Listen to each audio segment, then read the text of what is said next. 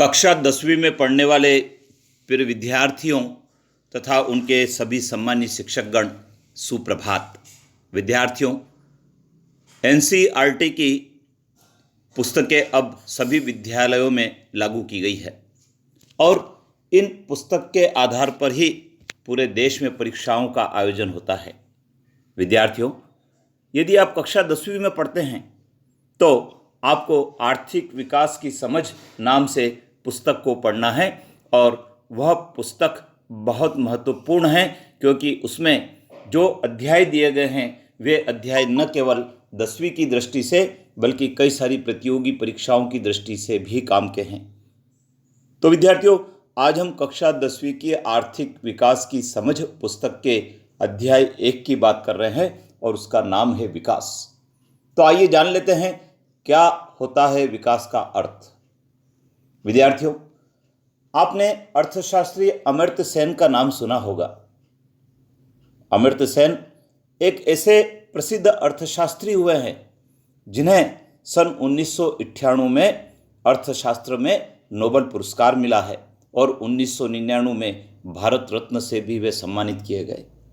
Harvard विश्वविद्यालय America में वे प्राध्यापक रहे और दिल्ली विश्वविद्यालय और ऑक्सफोर्ड विश्वविद्यालय में वे शिक्षक के रूप में कार्यरत रहे।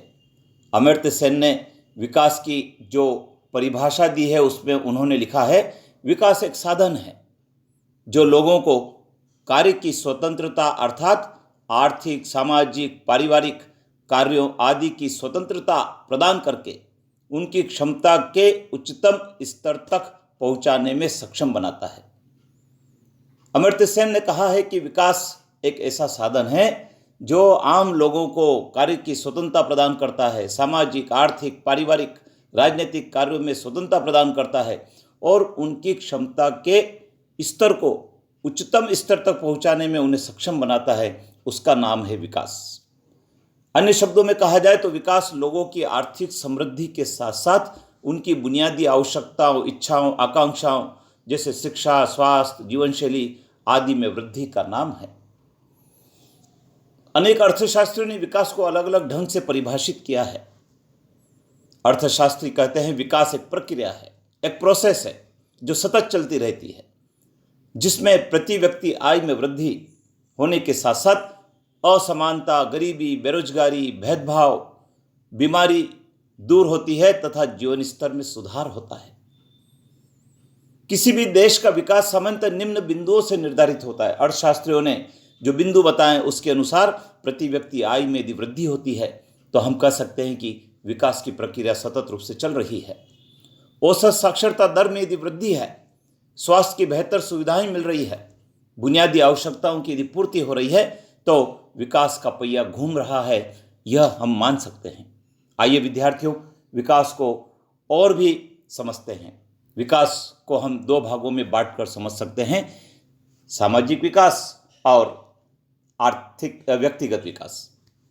सामाजिक विकास की यदि हम बात करें तो संपूर्ण समाज के विकास के संदर्भ में इसको देखना है और संपूर्ण समाज का विकास तब होगा जब शुद्ध पेयजल मिलेगा, जब स्वच्छता का वातावरण मिलेगा, सुरक्षा की बेहतर व्यवस्थाएं होगी, स्कूल की सुविधाएं होगी, बच्चों को स्कूल पढ़ने के लिए सुविधा होगी, जो निरक्षर भाई बहन हैं उनके लिए साक्षरता की सुविधा होगी, यातायात के साधन बेहतर होंगे, बेहतर यातायात के मार्ग होंगे, चिकित्सालय की बेहतर सुविधा होगी जहां स्वास्थ्य की बेहतर सुविधाएं उपलब्ध होगी, आवास की सुविधाएं लोगों को मिले, आर्थिक सुविधाएं अर्थात बैंक बीमे की सुविधाएं लोगों को मिले, तो हम कहेंगे कि सामाजिक विकास हो रहा है।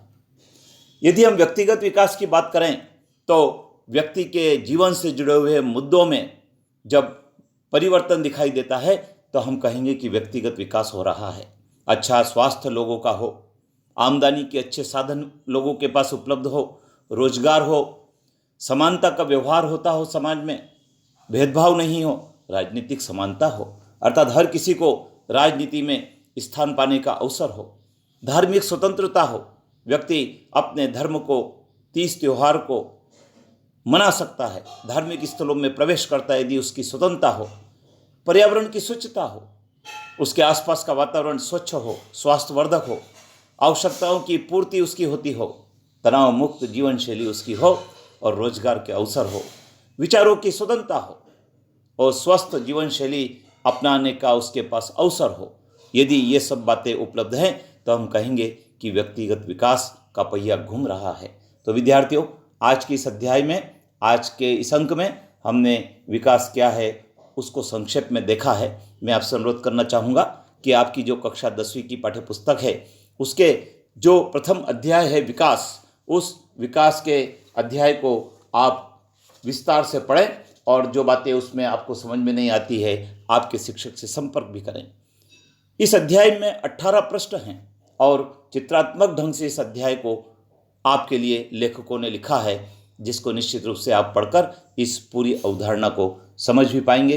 विद्यार्थियों, चैनल पर बने रहें, अपने मित्रों को भी बताएं और नोट्स बनाएं, जिससे कि आपको परीक्षा में अच्छे अंक हासिल हो सके। जय हिंद।